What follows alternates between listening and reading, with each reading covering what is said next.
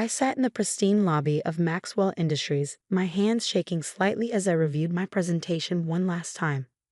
After 15 years of living in my sister Victoria's shadow, I was finally about to step into the light.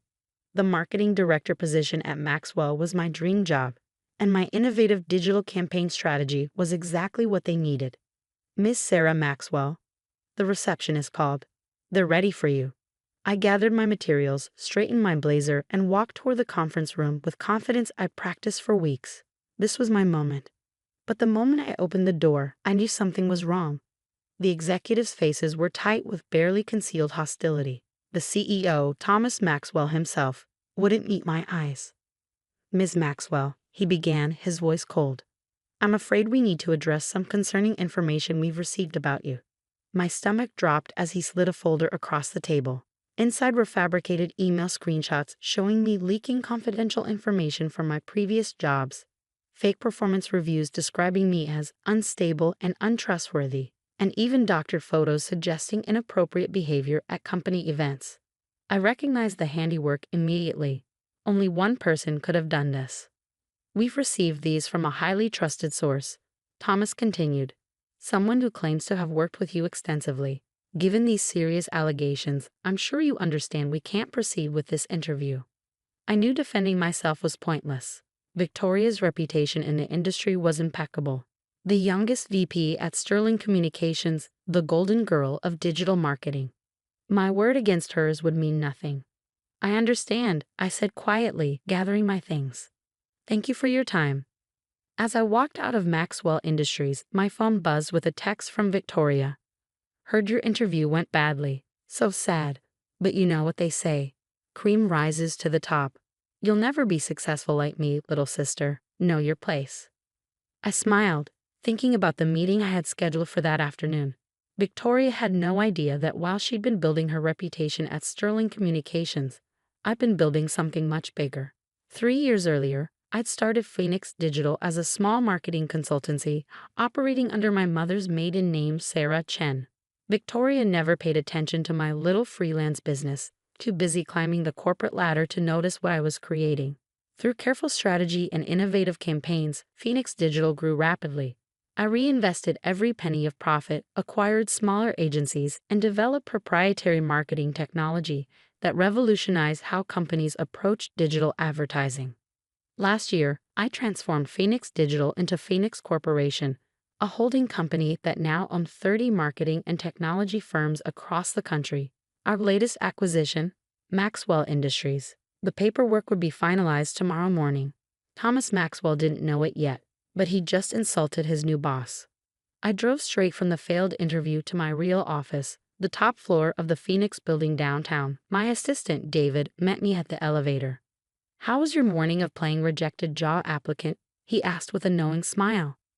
"Enlightening," I replied, settling behind my desk. "Is everything ready for tomorrow's Maxwell acquisition announcement?" "Yes, Ms. Chen. Though I still don't understand why you went through with the interview when you already own the company." I pulled up Victoria's text message. Let's just say I needed to understand exactly who I'm dealing with. "How's the Sterling communication situation progressing?" David handed me a tablet displaying financial reports. "Sterling's stock has dropped 30% since we started acquiring their clients. Victoria's performance metrics are falling. Sources say she's desperate to jump ship." And the position we posted at Phoenix. Her application came in this morning. Interview scheduled for next month. I leaned back in my chair, looking out at the city skyline. Victoria had spent years sabotaging my career, convinced that her success depended on my failure. She'd spread rumors, undermined my projects, and poisoned my professional relationships. But she'd been so focused on keeping me down that she never noticed me building an empire around her. Now, every major marketing firm in the city was either owned by Phoenix Corp or struggling to compete with us. My phone buzzed again. Another text from Victoria. "Don't feel too bad about Maxwell. Some people just aren't cut out for success. Dinner at Mom and Dad's on Sunday." I thought about our parents who'd always believed Victoria's lies about me, who dismissed my business ventures as cute little projects, while celebrating Victoria's every promotion. They had no idea that their unsuccessful daughter now controlled a billion-dollar corporation. That the little sister they pitied was about to become one of the most powerful people in the industry. Thanks for the concern, I texted back. Can't make dinner, too busy with work. Good luck with your job search. David cleared his throat. The Maxwell acquisition papers just came in. Would you like to sign them now? I picked up my pen, thinking about Thomas Maxwell's dismissive expression, about Victoria's smug text messages, about years of being treated as second best. One more thing, I said. When Victoria comes in for her interview next month, make sure she waits at least an hour in the lobby. I want her to really appreciate the moment she realizes exactly who she's dealing with. I signed the papers with a flourish. Tomorrow, the business world would learn that Phoenix Corporation had acquired Maxwell Industries. In 1 month, Victoria would learn that her unsuccessful little sister owned not just Maxwell, but half the marketing firms in the city. Sometimes the best revenge isn't proving people wrong. It's letting them discover just how wrong they've been all along. That evening, as I reviewed the final details of the Maxwell acquisition, my phone lit up with an industry news alert. Sterling Communications loses 3 major accounts to Phoenix Corp. I smiled, imagining Victoria's panic as her perfect world began to crumble. She had no idea that every account she lost, every client who abandoned Sterling, was part of my carefully orchestrated plan. Ms. Chen, David appeared at my door. The board meeting is about to start. They're eager to hear about the Maxwell acquisition. I stood straightening my jacket, the same one I'd worn to the failed interview that morning. Have we received Victoria's complete application package for the Phoenix position? Yes, including a rather impressive letter of recommendation from Sterling's CEO. Perfect. Frame it. I want it on my wall when she comes in for her interview.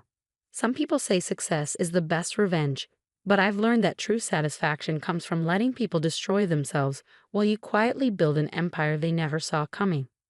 1 month after the Maxwell acquisition, I sat in my executive office reviewing the morning's agenda. Victoria's interview was scheduled for 9 a.m. It was now 10:15. How's our guest doing? I asked David through the intercom. Getting quite agitated, he replied, amusement in his voice. She's mentioned her senior VP status at Sterling about 12 times. Should I send her in? I glanced at her framed job application on my wall, right next to the news article about Phoenix Corp's acquisition of Maxwell Industries. Give her another 15 minutes. I want her to remember every second of this. The past month had been transformative for both of us. While Phoenix Corp's success made headlines, Sterling Communications hemorrhaged clients. Victoria's perfect record crumbled as account after account moved to Phoenix's subsidiaries. My phone buzzed. A text from our mother. Victoria's so stressed about this interview. Please tell me you're not still upset about that silly Maxwell thing. She was just looking out for you. I didn't reply. Let them keep believing that Victoria was the successful one. The truth would be so much sweeter coming as a complete surprise. At 10:30 sharp, I pressed the intercom, sent her in. Victoria burst through the door in designer clothes that probably cost more than most people's monthly salary. Her confidence faltered slightly when she saw the size of the office, the view of the city, the clear signs of power she hadn't expected to encounter. I'm so sorry, she began, her voice sickly sweet. But I've been waiting for over an hour. I had a meeting scheduled with Sarah Chen, the CEO. I turned my chair slowly, watching as recognition dawned on her face. For a moment, neither of us spoke. Victoria's expensive purse slipped from her fingers, hitting the floor with a thud. Hello, sister, I said calmly. Please have a seat. She stumbled backward. This is impossible. You're not, you can't be. Sarah Chen, owner of Phoenix Corporation, the CEO who just acquired Maxwell Industries. I smiled. The same Maxwell Industries where you sabotaged my interview? Please sit, we have so much to discuss. She sank into the chair, her face ashen. But, you've never what? Succeeded? Built anything worthwhile? I pulled out a folder. Let's review your application, shall we? It says here you're looking for new opportunities because Sterling Communications isn't providing enough growth potential. Interesting, considering how their troubles began right around the time Phoenix started acquiring their clients. Victoria's eyes darted to the door. You orchestrated Sterling's decline. Just like you orchestrated the failure of every job opportunity I ever had. I opened my laptop, turning the screen toward her. Shall we look at the emails you sent to Maxwell? Or perhaps the ones you sent to Anderson Media last year? Or Thomson Digital the year before? That was different, she protested weakly. I was protecting my position. You weren't ready for those roles. No, I corrected her. You were sabotaging me because you couldn't stand the idea of me succeeding. But here's what you never understood, Victoria. While you were playing corporate politics, I was building an empire. I pressed a button on my desk, and the wall of screens behind me lit up, showing Phoenix Corp's organizational chart. Dozens of companies, including Maxwell Industries, all connected back to my position at the top. Every time you blocked my path to a job, I acquired another company. Every time you spread lies about me, I signed another client. And now, I gestured to her application. Now you're begging me for a job. She straightened in her chair, attempting to recover her dignity. You can't just. Can't what? Fire the entire Maxwell board for how they treated me last month? Already done. Acquire Sterling Communications. That deal closes next week. Tell our parents that their unsuccessful daughter now owns half the marketing firms in the city. That's happening at dinner on Sunday. Victoria's face crumpled. Please, I need this job. Sterling is falling apart. Sterling is falling apart because I wanted it to, I said quietly. Just like I wanted you to sit in that lobby for an hour and a half, feeling exactly how I felt every time you made me wait outside an interview, knowing you'd already sabotaged my chances. I stood up, walking to the window. But unlike you, I'm not going to sabotage your career. Instead, I'm going to show you exactly what it feels like to earn success on your own merits. What do you mean? I turned back to her. I'm offering you a job, Victoria, not at Phoenix Corp, but at one of our smallest subsidiaries. Entry-level position. No special treatment, no fancy title. You'll start at the bottom, just like I did. Every promotion, every opportunity will be based solely on your actual performance. Entry-level? She whispered, horrified. But I'm a senior VP. Not anymore. Sterling's board accepts my purchase offer tomorrow morning. So what will it be? A chance to prove yourself without sabotaging others, or would you prefer to explain to our parents why you're unemployed? The next day, Victoria started her new job as a junior account coordinator at a small digital marketing firm in the suburbs. She didn't know it yet, but every report about her performance would come directly to my desk. That Sunday, I hosted a family dinner at my penthouse apartment, the one I'd kept secret all these years. Our parents arrived first, their eyes wide as they took in the obvious signs of wealth they'd never noticed before. Sarah, Mom began hesitantly, we had no idea. No, I cut her off, you didn't, because you chose to believe what Victoria told you about me instead of seeing what I was actually building. The truth came out over dinner. Every detail about Phoenix Corp, about Victoria's sabotage, about my years of quiet success.